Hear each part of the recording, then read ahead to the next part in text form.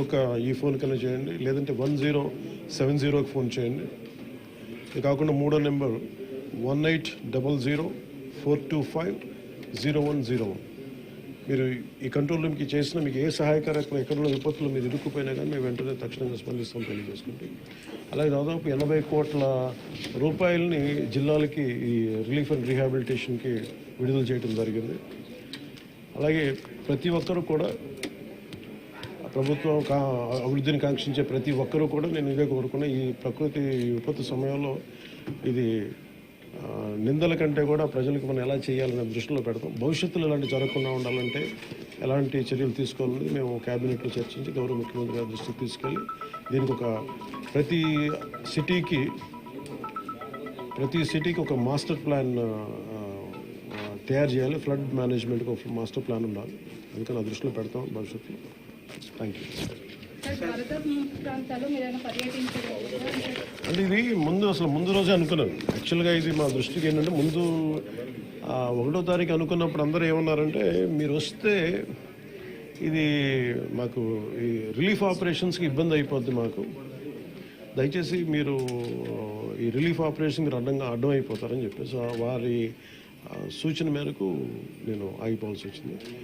ఇప్పుడు కూడా ఒకసారి వాళ్ళ నిర్ణయం తీసుకొని వాళ్ళు టేక్ కాల్ వెళ్తే అది సహాయపడాలి, కానీ మళ్ళీ ఇంకొక కేయాటిక్ మీకు తెలుసు. అందుకని దాన్ని దృష్టిలో పెట్టుకుని కొంచెం తటపాయిస్తున్నాను. అంత లేదు, కొంచెం ఇబ్బంది లేదంటే ముందంటే మెయిన్ అధికారులు పాపం గత 72 గంటల నుంచి వాళ్ళు నలిగిపోతారు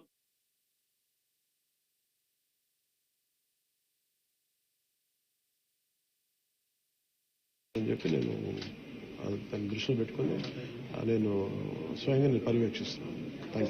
4 రోజులుగా పవన్ కళ్యాణ్ ఉప ముఖ్యమంత్రి రాలేదు, ఎక్కడ వెళ్ళాడని చెప్పి విపక్షాలు ఆరోపణ చేస్తున్నారు. బాధితులు పట్టించుకోలేదని చెప్పేసి ఆరోపిస్తున్నారు.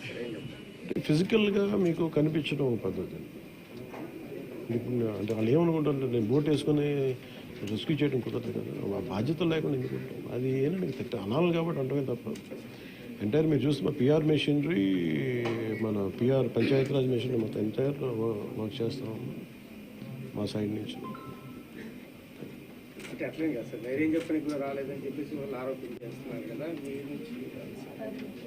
అది నేను అట్లా అనుకోవట్లేదు. అంటే ఏమైపోతుంది, ధైర్యం చెప్పడానికి వెళ్ళి ఒక్కసారి మీద పడ్డారు అనుకోండి.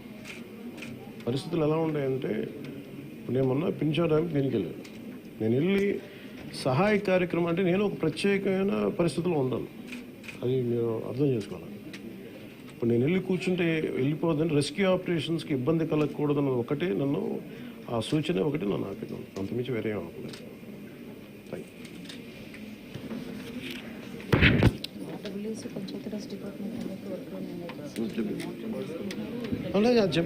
నిన్నే చెప్పాను అంటే పంచాయతీరాజ్ కానీ, రూరల్ వాటర్ సప్లై కానీ, ఇంజనీరింగ్ డిపార్ట్మెంట్ కానీ ఇవి కన్సిస్టెంట్గా పనిచేస్తున్నాయి in tandem with rescue operations. So దాన్ని కూడా మీరు దృష్టిలో పెట్టారు. హైదరాబాద్ తరహాలో ఇక్కడ చెరువులు అవన్నీ కబ్జాలు అవుతున్నాయి కదా, వాటి విషయంగా ఏమైనా మీ గవర్నమెంట్ దృష్టి పెట్టింది?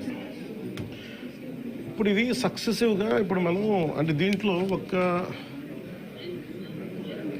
ఒక ఇది ప్రతి ప్రభుత్వం తీసుకోవాల్సిన బాధ్యత ఇది. ఇప్పుడు దీంట్లో ఆల్రెడీ చెరువుల్లో కొంచెం నాలాల్లో కట్టేసినవి ఉంటాయి. అసలు ముందస్తుగా వ్యవస్థలు కనుక చాలా బలంగా పనిచేస్తుందంటే పర్మిషన్స్ లేకుండా ఎప్పటికప్పుడు అది ఒక విచిత్రమైన పరిస్థితుల్లో అందరం వదిలేస్తాం, నీళ్ళు రావట్లేదని. FTL ఇప్పుడు మన హైదరాబాద్లో కూడా చూస్తున్నాం కదా, ఫుల్ ట్యాంక్ లెవెల్లో ఉన్న చోట్ల రావాలని చెప్పి లాస్ట్ 20 yearsలో రాలేదని చెప్పి ఇల్లు కట్టేశారు. ఎప్పుడో సరదాగా మనం అది ఎప్పుడు ఈ జలవనరుల శాఖ ఎప్పటికప్పుడు ఇది కట్టద్దు, పర్మిషన్స్ ఇవ్వద్దు అని అంటుంది. మళ్ళీ కానీ దాన్ని స్థానిక మున్సిపాలిటీలు కావచ్చు, కార్పొరేషన్స్ కావచ్చు ఇచ్చేసిన పరిస్థితుల్లో మీరు హైదరాబాద్ చూస్తున్నారు. మనకు కూడా అలాంటి పరిస్థితులు ఉన్నాయి. ఇది సక్సెసివ్గా జరుగుతూ ఉండింది. దీన్ని ఎట్లా అడ్రస్ చేయాలనేది ఇది ఒక సోషల్ ఇష్యూ కూడా అవుతుంది.